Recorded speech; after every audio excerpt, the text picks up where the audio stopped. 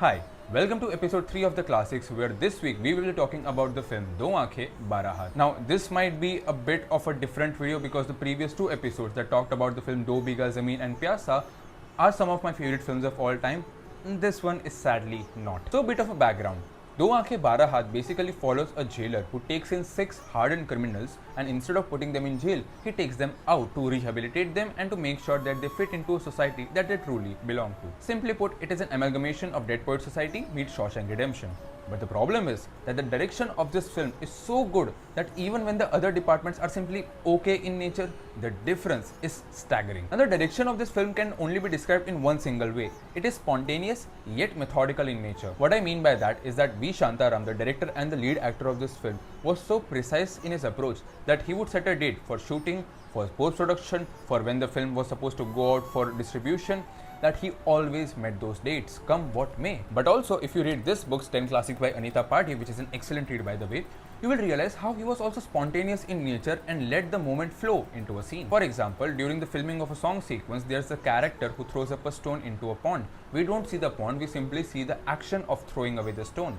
But V. Shantaram saw a pond nearby where there were hundreds of cranes. So he decided on the spot that when the character throws the stone, it should pan out to the lake where it would show the cranes flowing away. Or for example, once upon a time when the crew was on their lunch break, he saw clouds forming away very far into some form of tornado. So he asked the crew to pack up their cameras, look in that direction, shoot it and come back. And that sequence was later added into a song which enhanced the experience tenfold. So when you see the direction of this film, it is static and dynamic, it is flowing yet serene. It is truly a masterclass in direction and blocking if anyone is trying to look into it. But the problem is that the rest of the movie is simply not that good. Now, I'm not saying that it's bad, but it is a bit boring is how I put it. And this is where I have to give you a bit of a tidbit. The writer of this film, he came up to V. Shantaram to recite 2 of the stories. One was based off of this, the story of Do Aankhen Barah Haath that we watched. Second was another story. V. Shantaram liked it so much that he asked the writer to make the plot only on Do Aankhen Barah Haath. That would be his only focus. The writer went out, tried to create something, came back saying that the plot is too boring, it is too dull, I really cannot do justice to it. But V. Shantaram was adamant. He said that he will only create this film on this only topic. Nothing else mattered.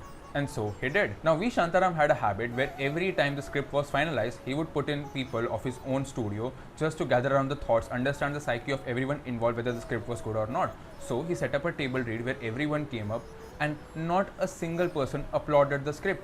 Everyone found it to be dull, but V. Shantaram thought different. He said, no, this movie will have legs, let us make it. And then they made this film, then they showed it to the few selected people of the film industry just to gather their reviews. And back then there was this kind of a culture where every time a movie was shown to this kind of film personalities, no one would say anything bad about it. Everyone would wish something good, say something good about it and then leave. So after this movie was screened, not a single person said anything except for the producer, who did not praise the film but simply said that you have done something different. But the murmur around the people was that this film will only run for 7 to 8 weeks, and that too because of V. Shantaram's name and the legacy that he had built. But everyone found the story to be a lot dull. But the audience loved it. What everyone thought would be a 7 to 8 week film turned into a 65-week event. Now, I don't know about the audience of that time, but I certainly agree with the crew members, with the writer, with the film personalities that this film really is dull. Because the story is so bare bones in nature that a jailer takes up 6 hardened criminals and try to fix them, you know for a fact that they are going to be fixed.